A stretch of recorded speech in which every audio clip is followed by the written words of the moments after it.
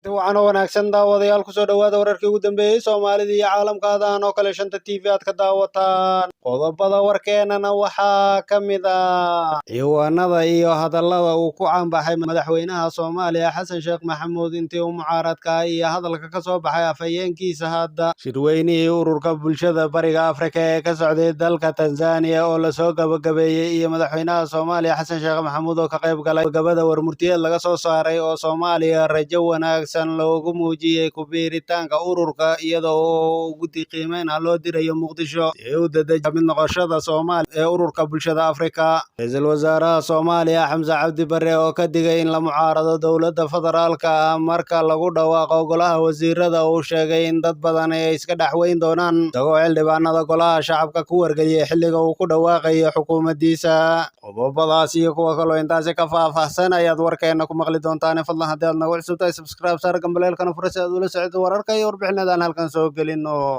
Ciidanka Eritrea loo qaaday 3 sano ka hor ayaa ahaa mowduuca ugu weyn ee saaxadda siyaasadda labadii sano ee lasoo dhaafay. Waxay mucaaradka xilligaasi qoraal iyo hadalba ku sheegeen in ciidanka la qaaday ay dagaal ka galeen waqooyiga dalka Itoobiya ee Tigray. Xaaladaha gobolkaasna ay ku madheen oo ay ku baaba'een. Ciwaanada caanka noqday waxaa sameeyay madaxweynaha hadda xilka haya, kaasoo marar kala duwan isticmaalay in carruur askar ahaan loo qaaday, la iibsaday oo dagaal lagu shubay. Inkasta oo xukuumaddii xilligaasi uu hogaaminayay Farmaajo ayna si daahfuran uga hadlin ciidanka iyo xaalkiisa, haddana mar uu hadlay wasiirkii warfaafinta ee Ismaan Dube waxa uu sheegay in ciidanka Soomaaliyeed ayna ka dagaalamin Tigray. Markii ugu horeysayna wuxuu xaqiijiyay in ciidamada loogu tababaray dalka Eritrea. May 15-keedii waxaa dhacday doorashada madaxtinimada Soomaaliya waxaana la doortay Xasan Sheekh Maxamuud. 23-kii isla bishaasna waxaa wareejiyay Maxamed Cabdullaahi Farmaajo waxaana uu wareejiyay galka ciidanka Eritrea oo si cad markii koowaad u sheegay inay dhan yihiin 5,000 oo askari. Bishan bilowgoodii waxaa booqasho ciidanka ugu tagay madaxweynaha cusub Xasan Sheekh Maxamuud waxa uu la soo laabtay niyad sabaan iyo inuu indhihiisa ku soo arkay ciidan feejigan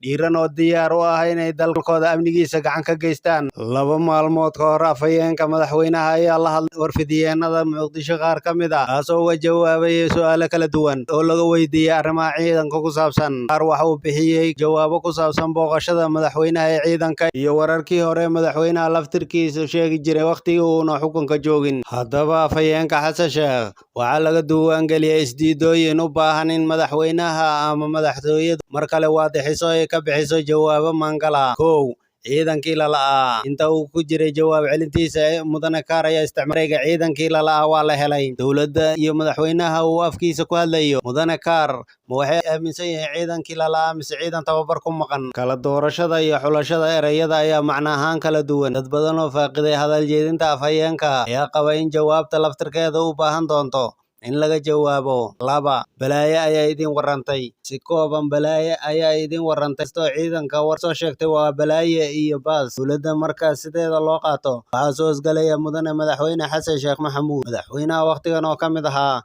dadkii ugu hadalka adkaa ee ciidanka wax ka yidhi. 3.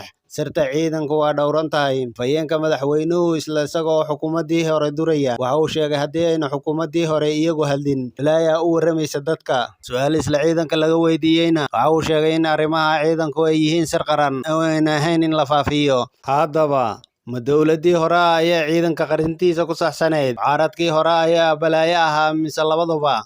Waa qalad. Intaasoo xog oo isdiidan waxaa faafiyey 2 maalin ka hor afhayeenka madaxweynaha Soomaaliya. Doodooyinka warjeedinta ku jirta ayaa dadka ka faallooda xaaladaha siyaasadda iyo isbeddelkooda u arkaan in hadallada siyaasiyiinta Soomaalidu intooda badan runsheegid aynu ku jirin aysan ka fikirin waqtiga soo socda iyo sida wax looga falcelin karo. Ururka bulshada bariga Afrika ayaa dadejinaya hanaanka ay Soomaaliya uga mid noqonayso ururkaasi sida lagu sheegay warmurtiyeed ka soo baxay dhammaadka shirkii ururka ku yeeshay magaalada ee dalka Tanzania. Warmurtiyeedka ka soo baxay shir madaxeedka ururka ayaa lagu xusay in laga gaabiyo eegista codsiga Soomaaliya waxaana golaha ururkaasi lagu faray inay dadejiyaan tallaabooyinka ay tahay inay Soomaaliya marto kadibna ay warbixin siiyaan shir madaxeedka 23-aad ee ururka. Tani waxa uu macnaheedu yahay inay qaadan karto 2 ilaa 3 sano hanaanka lagu hubinayo inay Soomaaliya buuxisay shuruudaha ururkan, dibna waxay si buuxda ugu biiri kartaa karta ururka bulshada Bariga Afrika. Guusha arrintan ku jirta ayaa ah in ka hor safarkii uu madaxweyne Xasan Sheekh Maxamuud ku tagay Caruusha uu kiiska Soomaaliya ahaa mid meel la iska dhigay oo aan la furin, balse hadda si rasmi ah Soomaaliya u bilaabayso hanaanka looga mid noqonayo ururkaasi, iskuna dayayso inay buuxiso oo marto dhammaan shuruudaha ku gudban ku biiritaanka ururka bulshada Bariga Afrika. Madaxweynaha Soomaaliya Xasan Sheekh Maxamuud ayaa ka qayb galay xidhitaanka shir madaxeedka dalalka ku midaysan dallada bulshada Bariga Afrika oo ay martigelisay magaalada Caruusha ee dalka Tanzania, iyadoo madaxda dalalka ay ka doodeen codsiga rasmiga ee dowladda federaalku ay ku doonayso ka mid noqoshada dalladan. Madaxweynaha Soomaaliya Xasan Sheekh Maxamuud ayaa kulamo duceedyo la qaatay madaxda ka soo qayb galay shirkan, wuxuuna xoojiyey ololaha ansixinta codsiga dowladda Soomaaliya isagoo sabab uga dhigay fursadaha dhaqaale iyo bulsho oo ay ku tilmaaman yihiin shacabka Soomaaliyeed, doorka xooggan ay ka qaadan karaan horumarka dalladan iyo saameynta ay ku leeyihiin gobolka. Sidoo kale madaxweyne Xasan Sheekh Maxamuud ayaa uga mahadceliyey madaxda dalalka dallada bulshada Bariga Afrika fursadda ay u siiyeen inuu sii xoojiyo codsiga dowladda Soomaaliya ee ku aadan ka mid noqoshada dalladan ay ku midaysan yihiin dalalka Bariga Afrika. Waxa uuna ku ammaanay shacabka iyo dowladda Jamhuuriyadda Tanzania soo dhoweynta iyo martigelinta wanaagsan ay ku qaabileen isaga iyo wafdigiisa. Xasan Sheekh Maxamuud ayaa dadaal xoogan ku bixinayay maalmihii ugu dambeeyay sidii Soomaaliya ugu biiri lahayd oo ay hadda xubno ka yihiin dalal badan. Wadamada taageersan ku biiritaanka Soomaaliya ee ururka bulshada Bariga Afrika waxaa ka mid ah Kenya, Uganda iyo Tanzania, iyadoo ilaa iyo 7 dal xubno ka yihiin ururkan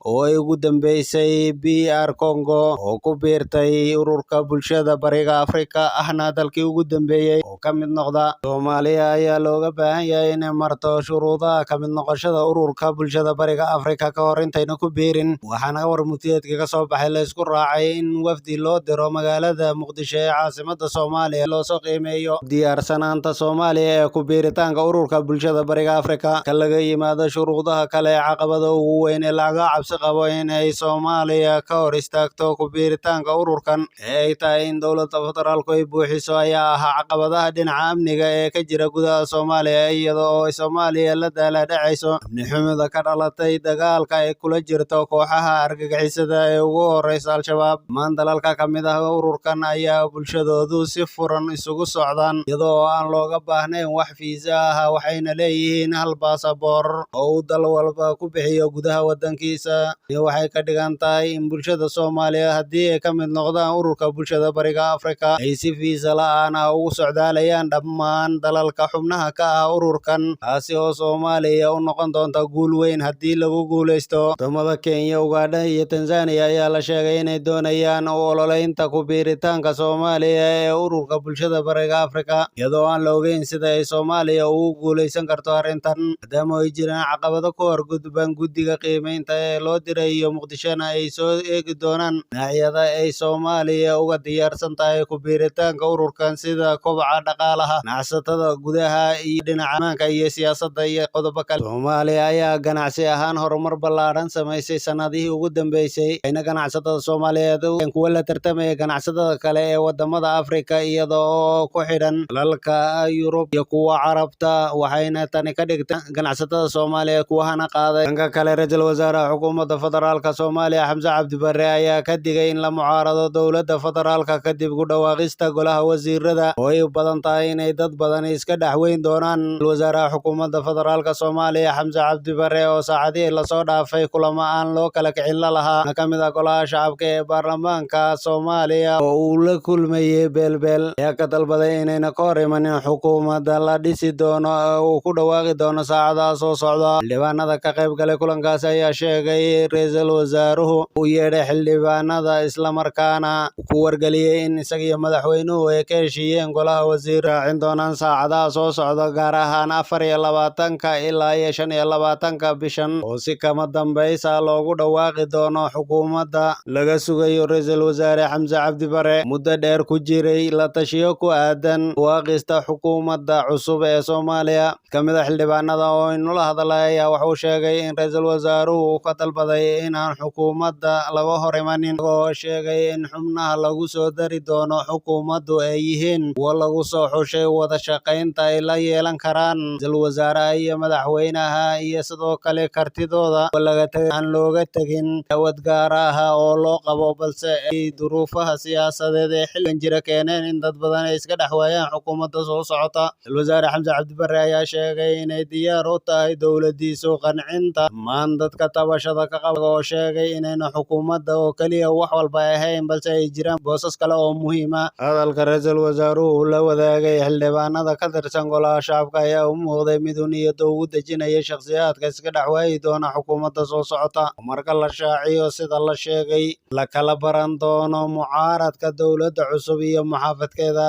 badan ayaa hadda waxa ay weli rajeynayaan inay kasoo dhex muuqan doonaan xukuumadda uu soo dhisayo ra'iisul wasaare Xamse Cabdi Barre, taasi darteedna uga gaabsadeen ka hor imaanshaha tallaabooyin dhowr ah oo madaxweyne Xasan Sheekh Maxamuud qorshayaasha ra'iisul wasaare Xamse Cabdi Barre. Waxaase la aaminsan yahay marka lagu dhawaaqo xukuumadda laga sugayo ra'iisul wasaare Xamse Cabdi Barre kadib inay soo bixi doonaan dad badan oo mucaarad ah oo xukuumadda kasoo dhex muuqan waayey. Dhawaaqista golaha cusub ee wasiirada Soomaaliya ilaa iyo 25 bishan ayaa ah mid ay dhinacyo kala duwan ka eegayaan, waxaana la filayaa in shakhsiyaad miisaan leh ay xukuumadda kasoo dhex muuqan doonaan, iyada oo wararku ay sheegayaan in dad horey bama loola galay oo xukuumadda kasoo muuqan lahaa ay imika ka hadhayaan liiska soo socda. Waqtigii ugu dambeysay ee magacaabista golaha wasiirada ayaa sheegaysa in ilaa iyo 25 wasiir uu soo wado ra'iisul wasaare Xamse Cabdi Barre, waxaana xubnaha wasiirada ee lasoo wado sida aynu helay ka mid ah Axmed Taajir, Axmed Doodisho,